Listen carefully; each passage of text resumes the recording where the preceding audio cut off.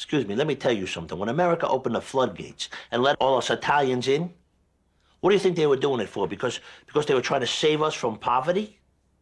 No, they did it because they needed us. They needed us to build their cities and dig their subways and to make them richer. The Carnegies and the Rockefellers, they needed worker bees, and there we were. But some of us didn't want to swarm around their hive and lose who we were. We wanted to stay Italian and preserve the things that meant something to us, honor and family and loyalty. And some of us wanted a piece of the action. Now, we weren't educated like the Americans, but we had the balls to take what we wanted. And those other fucks, the J.P. Morgans, they were crooks and killers too, but that was the business, right? The American way. Se você é fã de séries como Game of Thrones, Ozark, Stranger Things, Peaky Blinders, Breaking Bad ou Mad Men, você deve aos Sopranos um grande agradecimento. Get the fuck out of here. Get the fuck out of here. Get the fuck out of here. Vivemos há tanto tempo em uma era pós-Soprano que é difícil de lembrar como eram as séries antes da família de mafiosos mais famosa de Nova Jersey aparecer. Para mostrar como os Sopranos mudaram a maneira como vemos as séries, vamos voltar para a época quando a televisão ainda era analógica. Antes dos anos 2000, séries seguiam uma simples fórmula. Todos os personagens eram essencialmente boas pessoas, forçadas a enfrentar conflitos que poderiam ser resolvidos de maneira fácil durante um episódio de 30 minutos ou 1 hora. Todas as semanas os heróis eram testados, mas eles nunca realmente mudavam após os seus conflitos.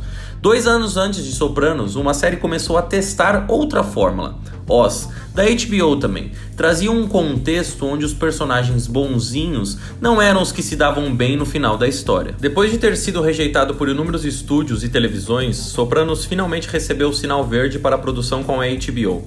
David Chase, o criador de Sopranos, nascido em Nova Jersey, recheou a série com pessoas que conhecia e elementos da cultura pop que definiram uma era e a cultura nos Estados Unidos. The first job I did when I got to Burlstein Gray was they gave me this pep talk and they said they believed I had a great TV series in me.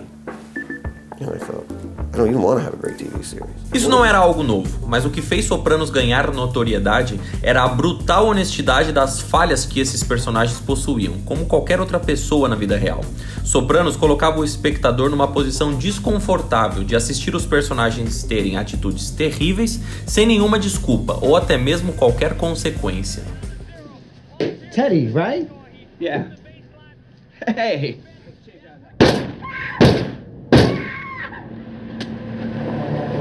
Nos primeiros 10 minutos da série vemos Tony cometer o seu primeiro ato de violência. Depois o seu sobrinho Christopher assassina um homem a sangue frio.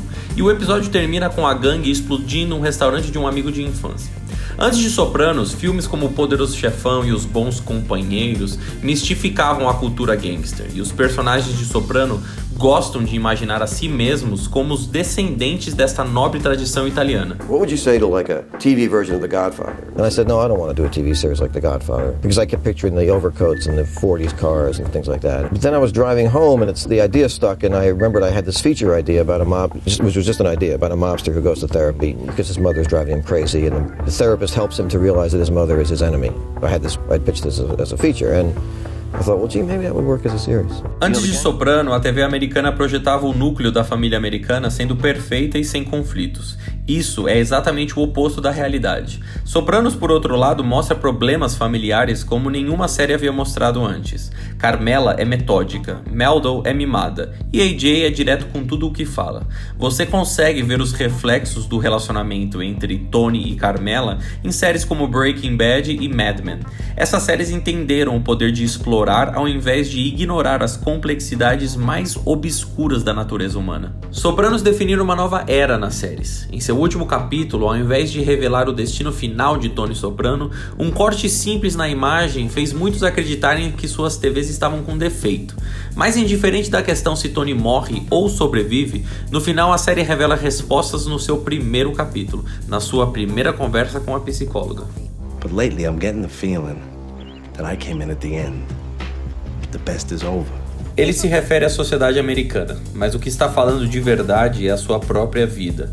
Tony está em seu momento mais poderoso antes da série começar. Tudo que acontece depois é uma crise para si mesmo e sua família, em câmera lenta.